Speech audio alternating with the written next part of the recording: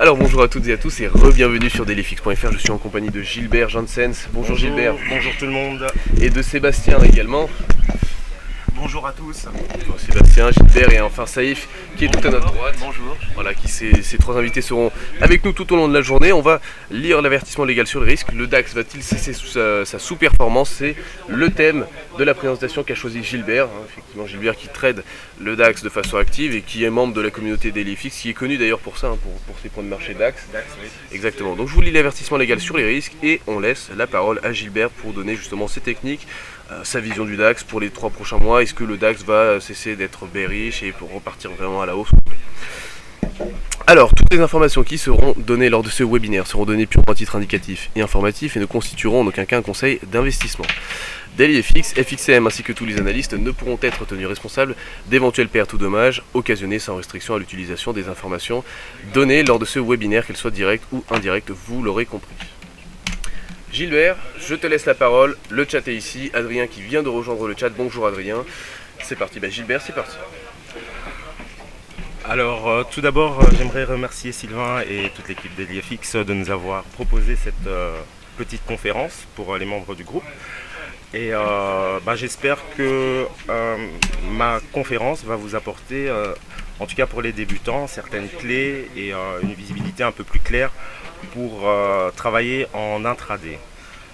Justement, donc ici moi je vais vous parler un peu de la façon avec laquelle j'interviens sur le marché, donc sur le marché allemand, le DAX 30.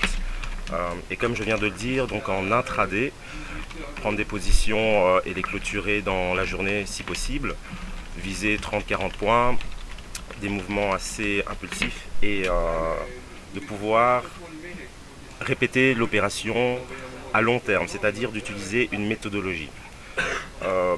Je vais commencer par les choses les plus simples, c'est-à-dire simplement me présenter. Présente-toi, présente ton parcours. Pose-moi. Alors je vais poser des questions, on va faire une session un peu journalistique. Alors Gilbert, bonjour, bienvenue dans ce groupe d'entraide sur le DAX. Alors depuis quand tu trades le DAX, Gilbert?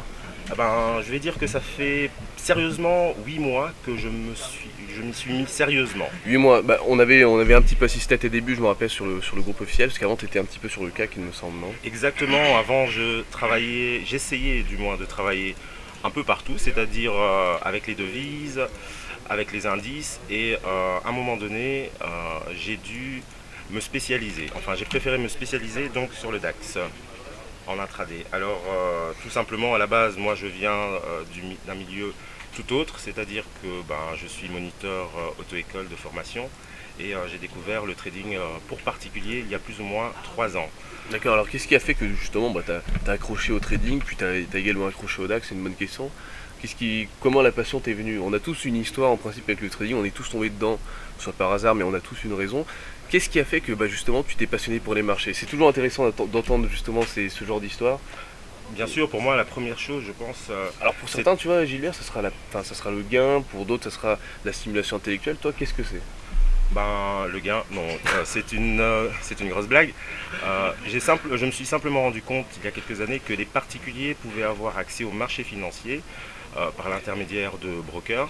Et aussi je m'intéressais un peu à l'économie mondiale, où va notre argent, pourquoi tous ces milliards envolés, repartis, arrivés. Donc je me suis renseigné et de fil en aiguille sur le net, j'ai découvert en fait les sites de trading, les plateformes de trading. Et c'est comme ça que je m'y suis mis, Sylvain. Bon c'est excellent.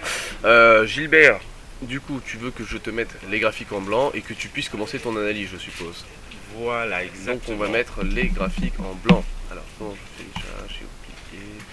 Je vais changer tout ça. Ou alors je te mets à disposition.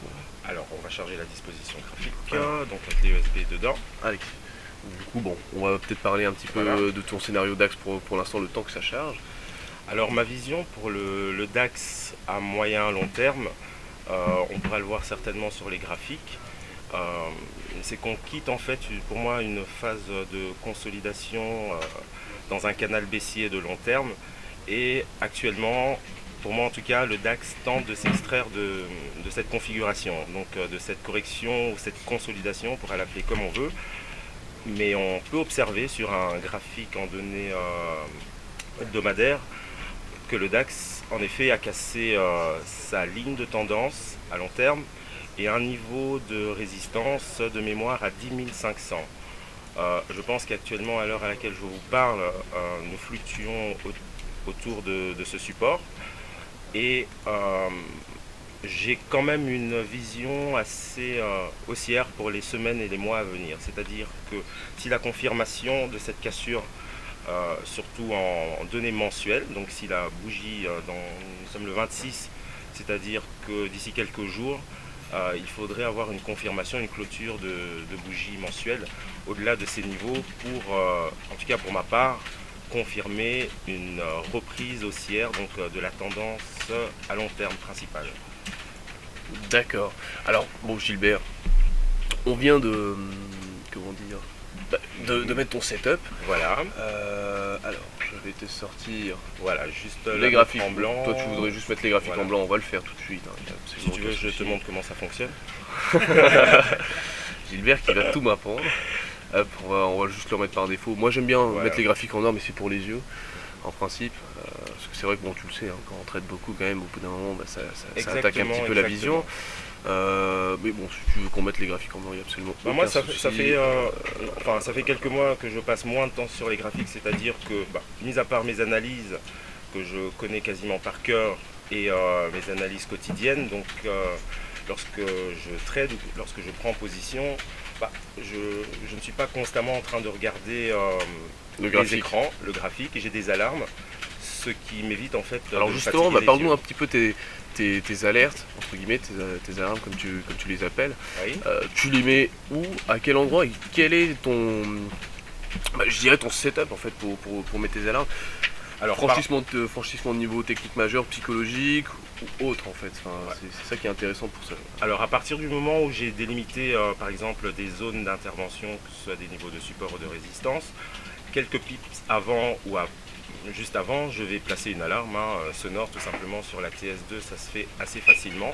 Ouais. Donc on peut le voir ici, alerte de prix, ajouter une alarme, ensuite il faut configurer évidemment, donc bien faire attention lorsqu'on utilise des alarmes de ne pas se faire avoir. Moi je mets ici Moi, tu le mets en tick. et évidemment. Et Alors, est-ce que tu veux rappeler pour nos auditeurs la différence entre un graphique en tick et un chandelier japonais qui lui est plutôt en minutes? Donc, Alors, il y a une dimension qui est différente, je pense que tu la connais. Est-ce que tu veux l'expliquer aux auditeurs? Alors, je ne connais pas précisément la différence. Ça, c'est Sylvain qui rigole un peu à côté de moi. Alors, notre ami Gilbert qui utilise les tics. Alors, Non, Gilbert, donc, justement, c'est simple. je- Ouais, juste la différence, assez simple, juste pour les auditeurs. C'est qu'un tic est intemporel en fait, c'est une transaction. C'est-à-dire que quand on met 50 ticks, on demande 50 transactions avant de clôturer, de passer la bougie suivante.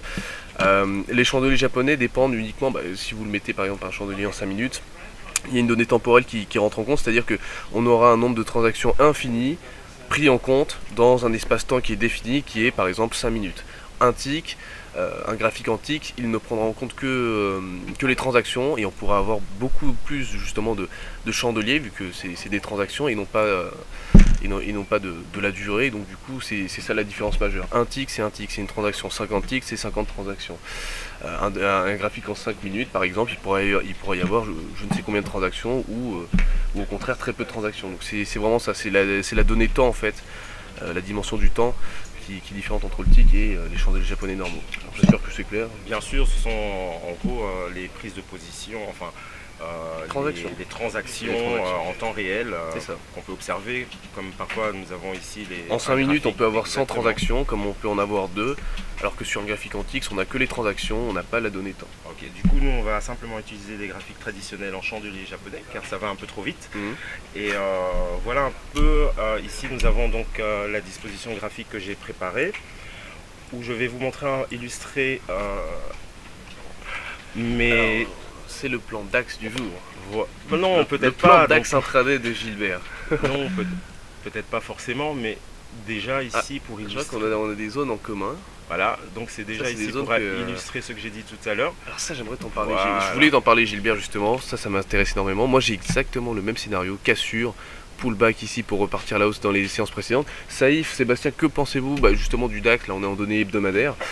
quand vous voyez ce graphique, ou même, enfin, quelle vision avez-vous? Est-ce que vous voyez une conso, donc c'est-à-dire qu'on aurait un canal ascendant ici pour revenir à peu près ici, c'est-à-dire on serait là, on ferait conso comme ceci, ou alors c'est vraiment, on est sur un niveau horizontal, il tient, et puis ensuite on enchaîne avec un deuxième marteau, puis ensuite le troisième, pour repartir à la hausse. Alors, La question est assez compliquée, ça, je le conçois, mais c'est toujours intéressant. là-dessus, moi je rejoins complètement Gilbert. J'attends, pour l'instant, nous sommes en phase de consolidation. Il est clair qu'il est sorti de son canal descendant de long terme, le DAX, et il cherche à repartir à la hausse. Moi aussi, j'ai un scénario haussier sur les semaines à venir. Donc, pour ma part, je m'attends à des retours sur un gros support qui serait dans les 10 380. 380, c'est la ligne en fait. Voilà, d'ailleurs, la semaine Je me demande si on l'a pas déjà touché. En fait. Si, on a fait une grosse mèche dans la semaine, c'était mardi je crois, hein, si je me rappelle bien c'était mardi. D'ailleurs je me suis fait piéger, j'ai pas honte de le dire, c'était la perte de la semaine. Rattrapé ensuite, parce que là on tourne sur un range pour l'instant, donc le DAX, pour une fois j'ai envie de dire qu'il n'est pas spécialement compliqué à trader ces derniers temps, on est dans un range propre, donc avec une résistance, un support bien déterminé. Maintenant, pour aujourd'hui, je m'abstiendrai bien de faire quoi que ce soit. Éventuellement, je conseillerais peut-être pour les plus confirmés du scalping ce matin jusqu'à midi. Après, il faut, je pense très clairement, sortir du marché, regarder, profitez-en pour vous aérer ou réviser vos formations. Enfin, je m'adresse donc aux débutants, là, bien entendu, hein, les gens comme nous, les amateurs. Alors Saïf, toi qui es plus fondamental. Alors moi personnellement, je vais d'abord parler technique là. Allez. On a un rebond sur 10 380, mais alors je m'attends à une orientation haussière du DAX. Par contre, je prendrai pas de position. Moi j'attends la cassure de la zone psychologique 10 880 pour jouer la hausse. Tout à fait. D'accord, Ou, donc parce je serais plutôt sur le breakout haussier pour Ouais. aller chercher les 11 387. Ouais, moi je serais plutôt de cet avis-là. Et ça c'est pour me protéger du risque bougie haute et correction du marché, hein. Voilà. Excellent scénario. Bah Gilbert, on a demandé l'avis de tout le monde sauf du tien. À mon avis, hein, évidemment, je suis. En fait, pour moi, nous sommes dans une zone encore incertaine. Donc, pour bien faire, il faudrait attendre la cassure des 10 800, 10 900. Mais en attendant, pour moi, je peux aussi bien acheter que vendre, vu que c'est de l'intraday.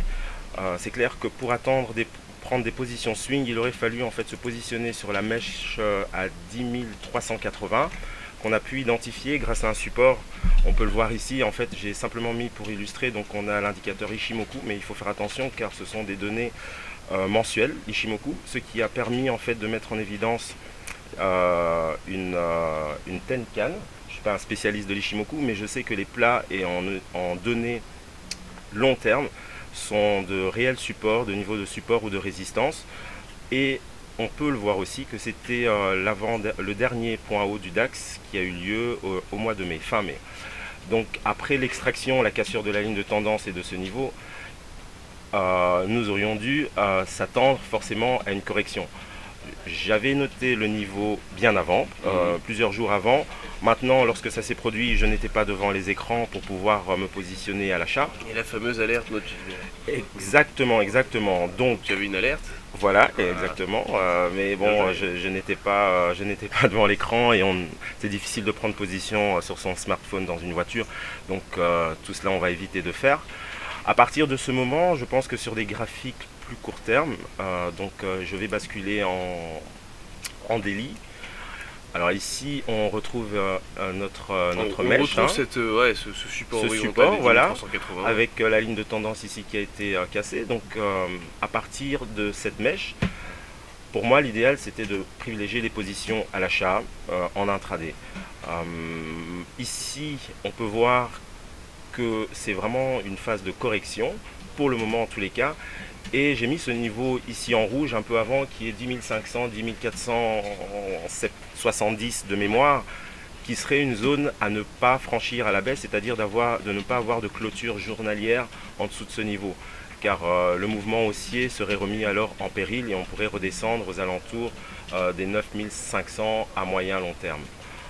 En attendant, pour moi, mes plans et mes stratégies du coup sont en principe les plus importantes, c'est de se positionner à l'achat, mais comme je l'ai dit, je peux très bien aussi me positionner à la vente. Du coup, je ne sais pas si je peux éventuellement un peu parler de la méthodologie que j'adopte pour pouvoir me positionner en intraday après une analyse à long terme. Ici, ce que je vais essayer, en fait, ce que j'essaye de faire au quotidien, c'est d'établir un cadre technique. Donc de partir du long terme, en daily, en weekly, pour pouvoir en fait identifier premièrement donc simplement la tendance haussière ou baissière, ou alors si c'est une phase de latéralisation. Ça c'est important de savoir. Aussi de pouvoir identifier donc des niveaux techniques comme support et résistance qui n'apparaissent pas toujours, donc c'est pour ça que j'utilise, comme je l'ai mis ici, l'indicateur Ishimoku, ou alors les points pivots, les retracements de Fibonacci. De mémoire, j'ai l'impression, alors on va le mettre directement, hop, hop, voilà, alors il y a les 50% de toute la baisse. On est dessus. Nous sommes quasiment dessus, donc encore un élément qui renforce ce niveau de support. Donc là on a le cadre technique qui nous dit, ben voilà, la tendance est haussière, on a buté sur 10 800 et nous entamons probablement une phase de ranging à moyen long terme. Ce qui va me permettre simplement d'éviter aussi des zones, par exemple ici, de continuer à acheter. Donc lorsqu'on va arriver sur cette résistance, je vais plutôt passer neutre et attendre soit un repli technique et reprendre des ventes, ou alors la cassure et la confirmation pour reprendre les achats. Je vais redescendre ici en H4, retrouver un graphique, voilà, un peu plus décoré. Voilà, donc ici mon cadre technique je l'ai, donc nous consolidons pour le moment et j'ai l'impression que nous allons prendre la direction d'un range trading en fait ici entre 10 640 et 10 470 à court terme, notamment par rapport à ce niveau de résistance, donc testé 2 fois, à ce niveau de support testé également 2 fois. Alors une première stratégie, c'est-à-dire que je pourrais inclure dans mon plan trading, c'est-à-dire d'attendre que les prix arrivent sur le support pour repartir à la hausse, donc de me positionner long, et vice-versa si jamais nous sommes sous la résistance. Normalement, si nous voulons avoir un maximum de chances de réussite, il vaudrait mieux privilégier en fait les positions longues, que ce soit sur repli technique ou alors sur cassure de résistance. Alors ici sur mon graphique H4, je peux aussi utiliser d'autres indicateurs pour confirmer en fait si je suis bel et bien en range trading ou alors toujours dans une phase de consolidation baissière que je peux illustrer par cette ligne de tendance. Alors on va carrément faire les choses jusqu'au bout et voir éventuellement si on pourrait voir apparaître un canal, donc pas trop, c'est pas encore propre, donc je ne vais pas en tenir compte. Alors pour confirmer par exemple ici la phase de ranging, l'indicateur Ishimoku est parfait pour cela. C'est-à-dire que le principe du nuage Ishimoku nous dit que lorsque le nuage est haussier, la tendance est haussière, baissière, la tendance est baissière, ou alors lorsque le nuage est à plat et commence à faire des twists, nous avons probablement un début de range trading. On aperçoit aussi que les droites de l'Ishimoku sont cassées à la hausse comme à la baisse, donc ne jouent plus leur rôle de support ou de résistance. Alors, une petite pause, donc une question de la part de Luc. Qui êtes-vous? Moi, je suis simplement un particulier qui s'est mis au trading et qui, depuis plus ou moins 8 mois, a décidé et s'est rendu compte qu'il était profitable en fait à son capital de mettre en place une méthode, de travailler la méthode et dans un futur plus ou moins proche, de pouvoir être rentable à moyen long terme évidemment. Je fais partie du groupe officiel DailyFX France et d'où la raison, d'où mon invitation ici dans leur bureau. Et j'espère que j'ai répondu à votre question, Luc. Donc vous aurez d'autres renseignements si vous êtes inscrit en tant que membre sur ce même groupe. Alors, je reviens ici directement donc sur l'élaboration, en fait, tout simplement, d'un plan de trading. Alors, ce que j'aimerais aussi vous dire rapidement, c'est que bien souvent, on confond les termes. C'est-à-dire, pour moi, je fais la différence entre une méthodologie, un process, c'est-à-dire la façon avec laquelle je vais aborder les marchés au quotidien. Ça peut très bien être prendre mon café le matin, lire le journal, j'espère pour tout le monde prendre une douche. Bref, tout un tas de choses, plus l'analyse technique et aussi la clôture des positions. Donc ça, c'est une méthodologie, une façon de faire. Alors, une fois qu'on a sa méthodologie, évidemment, il faut aussi savoir connaître son horizon de temps, c'est-à-dire déjà sélectionner l'actif que l'on va trader en fonction un peu de son tempérament, de son fuseau horaire.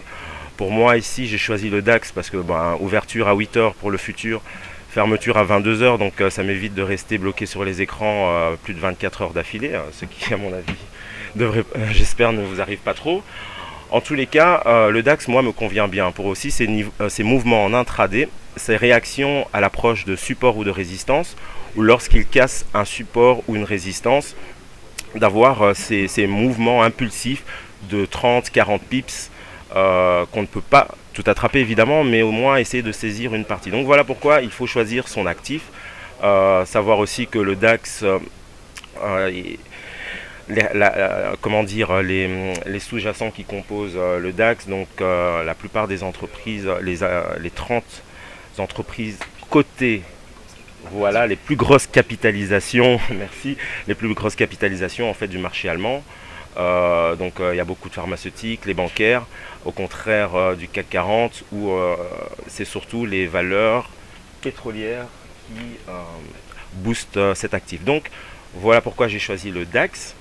Et pour pouvoir donc intégrer, donc on a ici, comme j'ai dit, la méthodologie, le process qui me permet d'intervenir et de trouver des opportunités en intraday quotidiennement.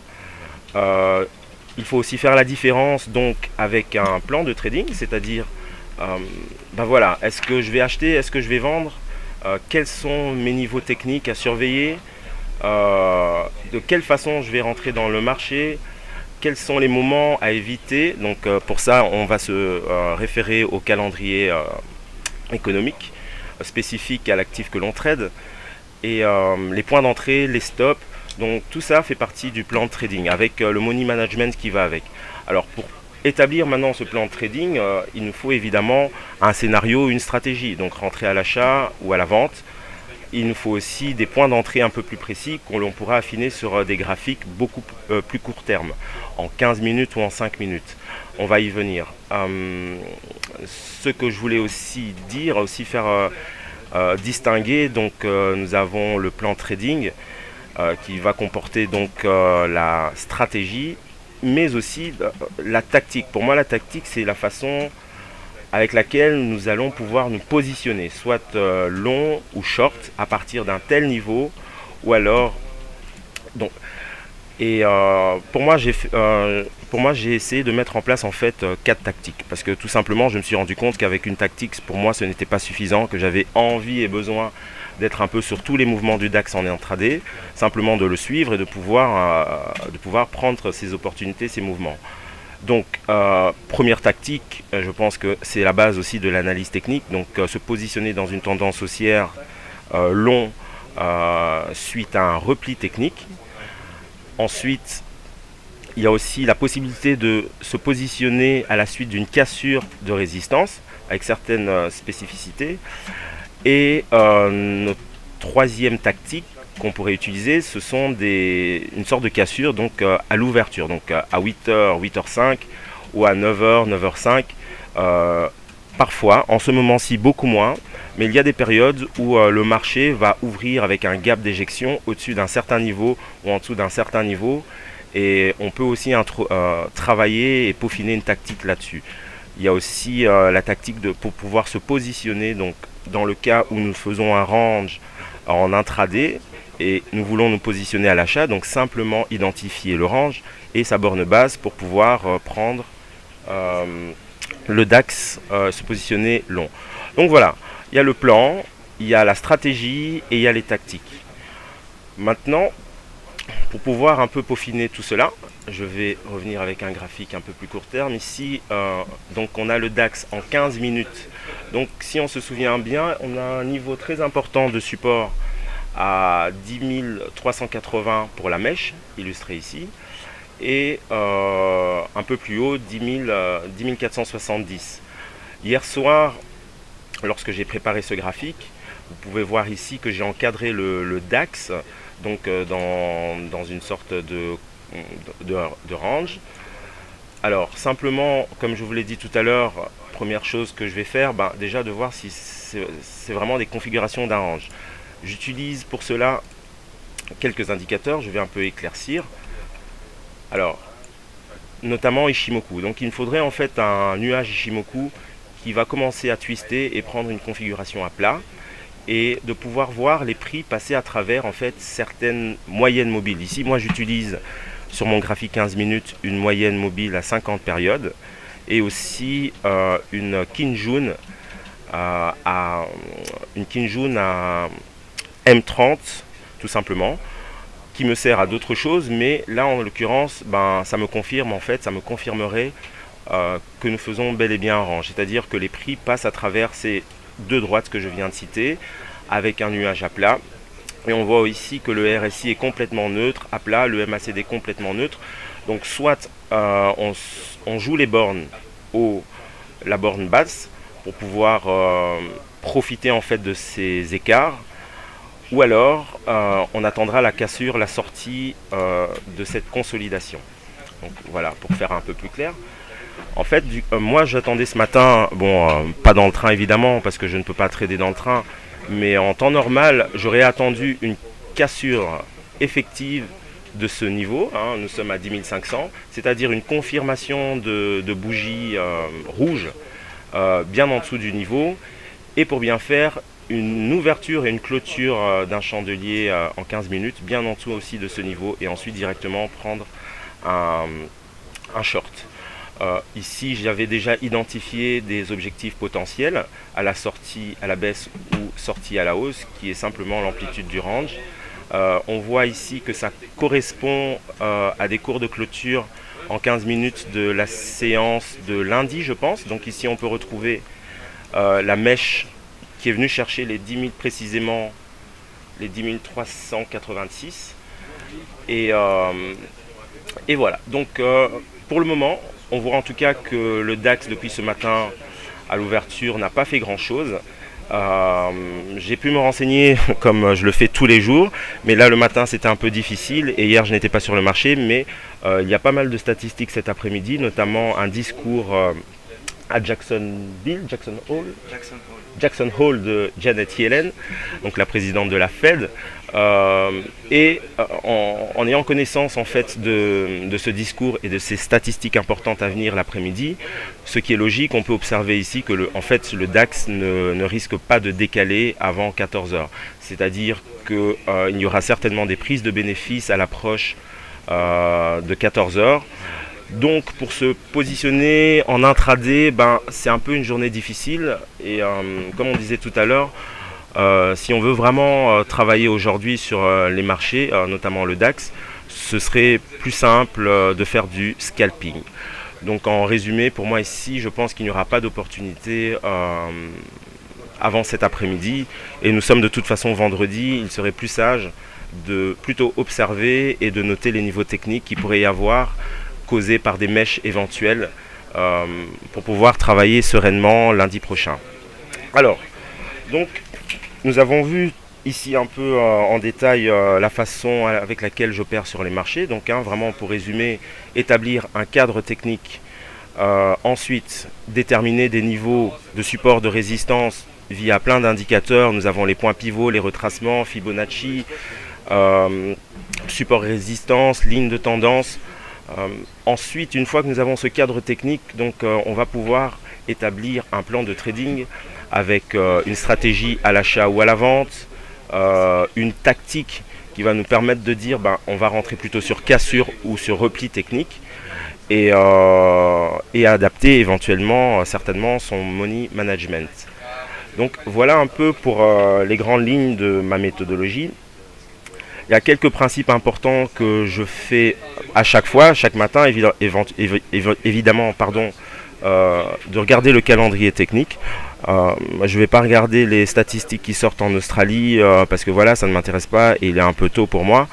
Je regarde précisément ce qui touche à la zone euro, au DAX et éventuellement pour l'après-midi les stats US. J'évite de prendre position 15 minutes avant et 15 minutes après pour bien faire une heure bien précise d'une publication ou d'un discours. J'évite aussi de prendre position ici le vendredi après-midi car évidemment c'est du day trading, donc le principe c'est de clôturer avant la fin de la journée et surtout d'éviter tout ce qui est gap à la hausse, à la baisse, à l'ouverture, surtout le lundi.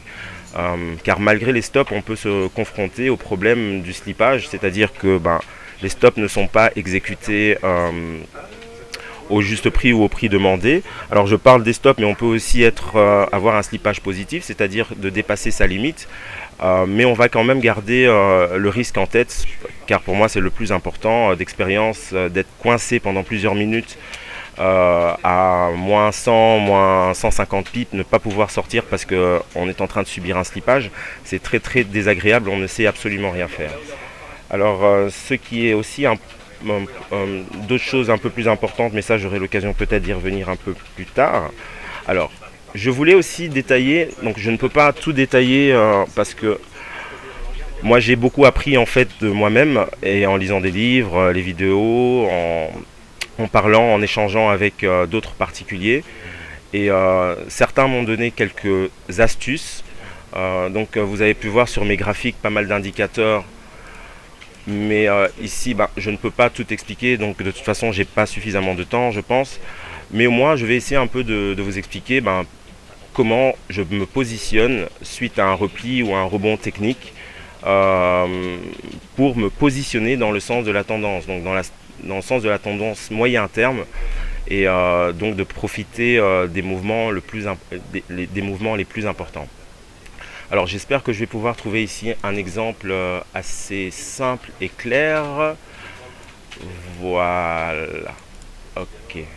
Alors je vais prendre, pour faire plus simple, un graphique vierge. Alors ici, le principe en fait pour moi de se positionner suite à un repli technique ou à un rebond technique, le premier principe pour moi, c'est pour que cela puisse être valable, il nous faut un mouvement lancé, il nous faut une phase d'impulsion. C'est-à-dire que dans un range ou dans une consolidation sous forme de figure chartiste, biseau ou autre, je me suis souvent fait piéger au début, c'est-à-dire que dans ce cas-ci, dès que le prix descendait un peu plus bas, j'essayais de me positionner pensant que c'était vraiment un repli technique pour pouvoir reprendre ici à la hausse.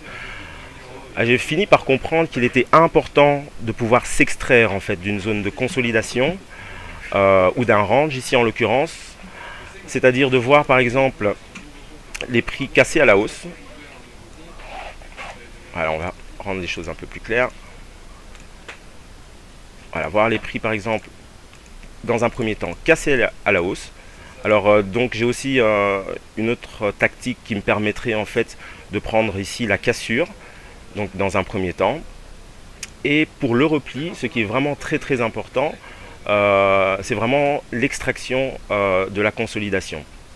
À partir de ce moment, on peut tracer le niveau qui en fait va nous intéresser pour venir se positionner en pullback. Alors plus précisément en overlap, parce que les pullbacks c'est un peu plus, pour moi c'est plus diversifié, c'est-à-dire qu'on peut avoir un pullback sur une ligne de tendance, donc quelque chose d'oblique, mais par contre un overlap c'est bien souvent déjà une inversion de polarité, mais aussi c'est pour moi c'est sur un niveau horizontal. Alors première étape, on sort du range, ensuite on va forcément attendre la correction. Voici. Hop, hop. Alors, à quel niveau se positionner? Donc, comme je l'ai dit ici, sur le niveau d'overlap, on va voir s'il a fait effet avant. Non. Donc voilà, tout simplement ici sur la cassure de la résistance qui normalement deviendrait support. On peut même parfois souvent élargir un peu cette zone. Voilà. Hop, hop. Alors, donc, on attendrait donc ce repli pour se positionner juste ici. Alors j'utilise aussi des filtres car éviter les pièges. Donc le premier filtre, comme je vous ai dit, c'est d'attendre sur le niveau de cassure et non sur un... On pourrait aussi se dire, par exemple ici, que le DAX pourrait revenir rebondir. Allez, voilà, on va mettre sur la mèche qui est là. Voilà, donc sur la mèche ici, on s'attendrait éventuellement à avoir une réaction ici qui pourrait relancer le marché. Mais comme sur ma tactique, j'ai bien précisé que c'est absolument le niveau ici de pullback d'overlap qu'il faudra attendre, ben voilà, moi j'attendrai un retour sur ce niveau. Deuxième chose, un autre filtre que j'utilise, c'est une moyenne mobile qui va servir en fait de couverture ou d'appui. En l'occurrence, moi ici, ce sera la moyenne mobile MVA.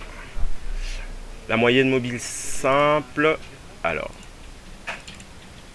à 50 périodes, en données par défaut, donc c'est sur un graphique 15 minutes, que je pourrais aussi reporter évidemment en changeant dans les paramétrages ici, si je suis sur un graphique en 5 minutes, donc de quand même garder ma moyenne mobile en M15, voilà. Alors, hop, on va faire ça pour y voir un peu plus clair. Alors ce que je fais aussi, j'essaye de garder les codes couleurs sur mes graphes, les mêmes codes couleurs pour pouvoir m'y retrouver facilement. Alors, donc voilà. Alors, comme j'ai dit, on attend le retour sur la zone ici d'overlap. Et en même temps, il faudrait pouvoir avoir dans un premier temps la moyenne mobile ici qui viendrait en fait en soutien à ce moment-là, donc le temps que les prix montent et reviennent rechercher ici le niveau d'overlap. La moyenne mobile, elle aussi, va monter progressivement. Et le but, en fait, c'est d'avoir un niveau de support et protégé, en fait, par la moyenne mobile. Alors, cela ne fonctionne pas évidemment à 100%, mais pour moi, c'est vraiment un filtre. C'est-à-dire que tant que je ne viens pas rechercher la moyenne mobile, ou ça peut être une toute autre courbe, ça dépend un peu de vous. J'utilise aussi, donc ça, je vais vous le montrer tant que j'y suis, vite fait, une droite Ishimoku, donc toujours pour me servir de filtre d'appui. Alors c'est sur des données en 30 minutes, voilà. Alors je vais tout simplement faire apparaître la droite qui m'intéresse, donc les autres je peux les effacer pour toujours avoir ce souci de lisibilité, de clarté. On va la mettre en orange, hop, vite fait, voilà. Alors on va faire disparaître les autres. Hop, hop, hop, hop, hop, hop. Hop là. Transparence totale du nuage. Enfin voilà, on va voir déjà comme ça ce que ça donne. J'ai bien changé la source de données. Voilà. Vous voyez un peu trop de lignes. Voilà. Faire ça. Alors c'est là. Ah bah non, voilà, c'est ici. La Kinjun, pardon. Voilà, donc j'utilise la Kinjun en fait en M30, encore une fois comme filtre pour pouvoir sélectionner les rebonds ou les replis valables ou non. Donc ceci, je peux l'enlever. Ceci aussi. Voilà, donc là on devrait avoir quelque chose de beaucoup plus clair.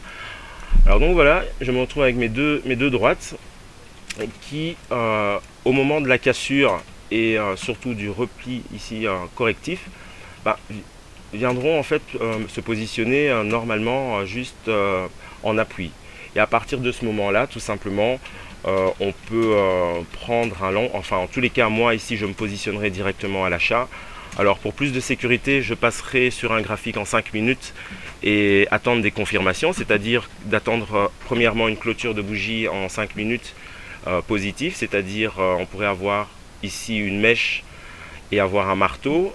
Le mieux ce serait d'attendre en 5 minutes après ou en 15 minutes une bougie bleue, donc une bougie positive, et se positionner juste après. L'avantage en fait de cette tactique, c'est qu'on sait où mettre son stop, hein, donc juste en dessous de la mèche qui pourrait être formée éventuellement, ou en dessous de la dernière bougie. Les objectifs pour cette tactique, dans un premier temps, en intraday toujours, ce serait en fait le dernier point haut, hein, ici à court terme. Donc concrètement, dans mon plan de trading, j'inscrirai stratégie d'achat sur cassure. Je noterai le niveau d'intervention et mes objectifs.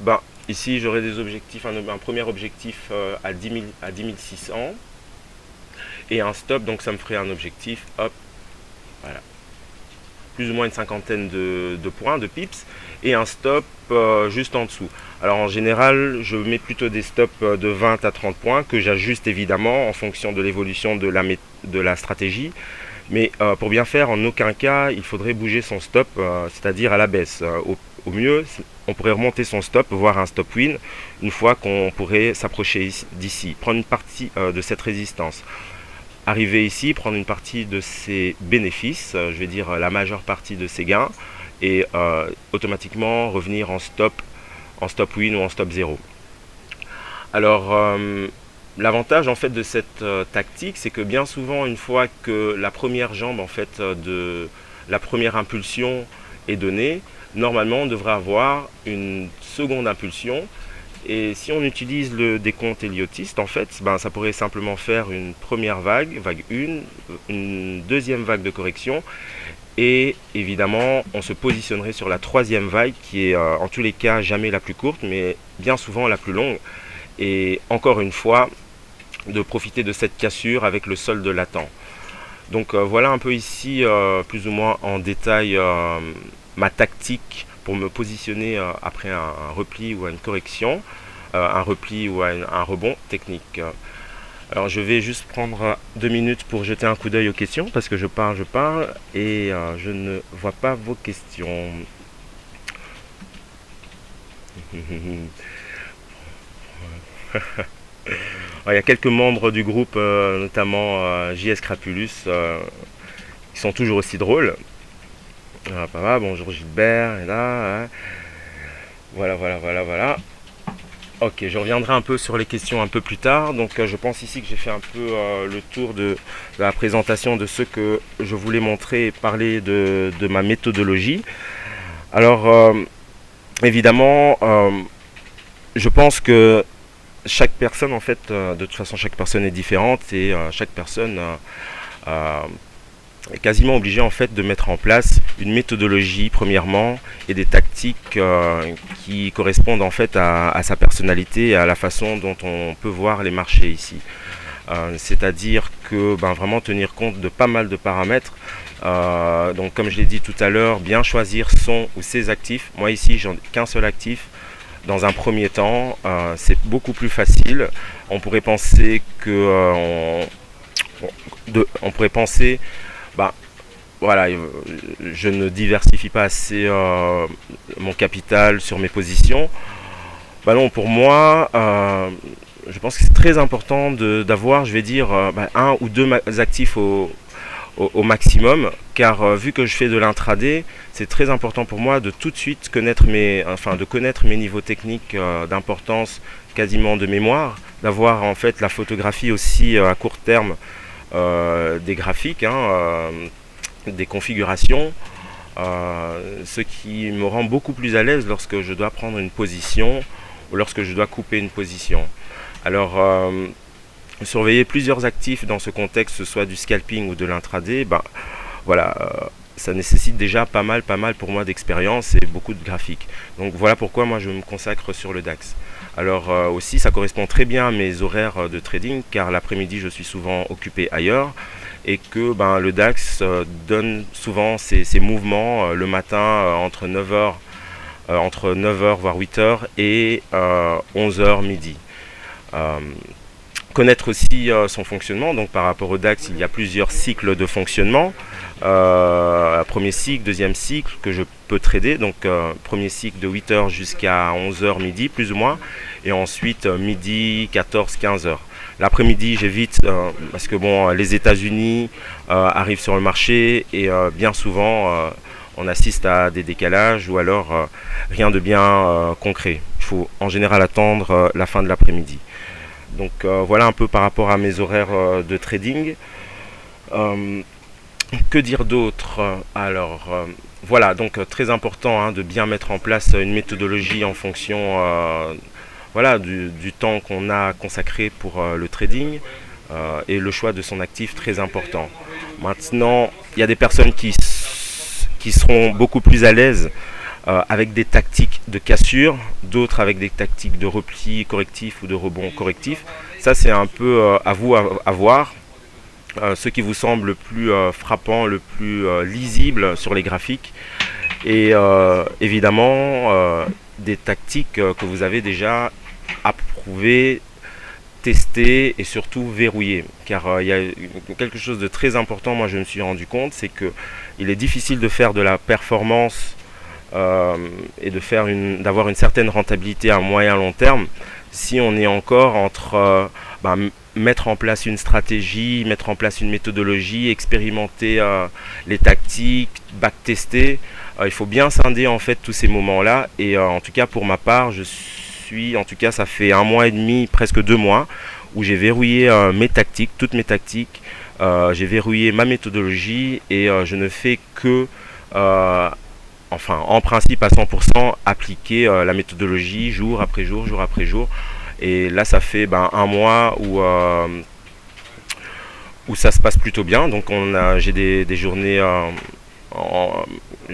gagnantes. Là, ça doit faire 2-3 semaines consécutives. On n'est pas à l'abri d'une méchante erreur. Ça aussi, je pense qu'on vous en parlera tout à l'heure. Donc tout ce qui est gestion du money management et les erreurs que l'on peut commettre. Voilà. D'où l'importance vraiment de tester sa méthodologie à long terme et de bien faire la différence avec ces temps, le temps de la formation, le temps de l'apprentissage, mise en place d'une méthode et voilà, l'expérimentation de la méthode et le trading en réel. Et à partir du moment où on sait faire la part des choses, je pense qu'il est beaucoup plus facile et on est beaucoup plus serein sur les marchés, sur le marché qu'on trade. Que lorsque l'on est un peu éparpillé à droite à gauche. Donc je vais voir un peu plus loin ici dans les questions parce que mes chers collègues m'ont un peu abandonné, que je suis tout seul pour gérer le chat. Voilà, j'ai raté le début. Alors pour ceux qui ont raté le début, je pense que la conférence sera enregistrée sur la chaîne YouTube de DailyFX et que de toute façon la conférence aussi est enregistrée sur le site de DailyFX, donc pour le début tout y sera.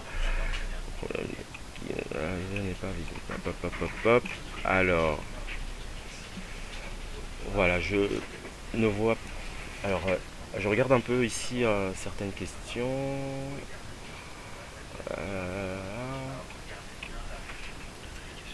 Ah voilà, là aussi c'est les questions.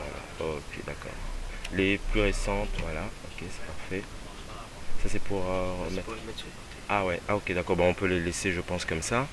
Alors ici de toute façon, je pense que la présentation va être terminée. On va arriver tout doucement au bout de l'heure de présentation.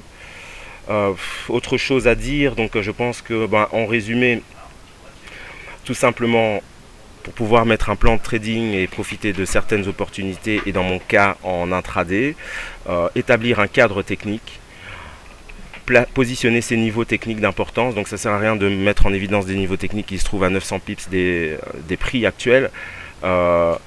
Déterminer une stratégie, achat, vente, choisir une tactique, cassure, repli technique, gap à l'ouverture, et travailler et bien notifier ces zones d'intervention, c'est-à-dire les zones d'invalidation, les niveaux où on pourrait se positionner éventuellement swing, pour toujours en fait avoir, quoi qu'il arrive, de l'avance sur le marché et de ne pas se faire balayer à gauche et à droite, quoi.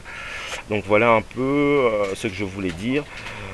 Et puis maintenant, pour ceux qui auront d'autres questions, je suis toujours joignable via au groupe officiel d'EliaFX France. Et on peut aussi me retrouver sur Facebook avec mon nom, Janssens Gilbert, tout simplement. Ça doit être écrit quelque part.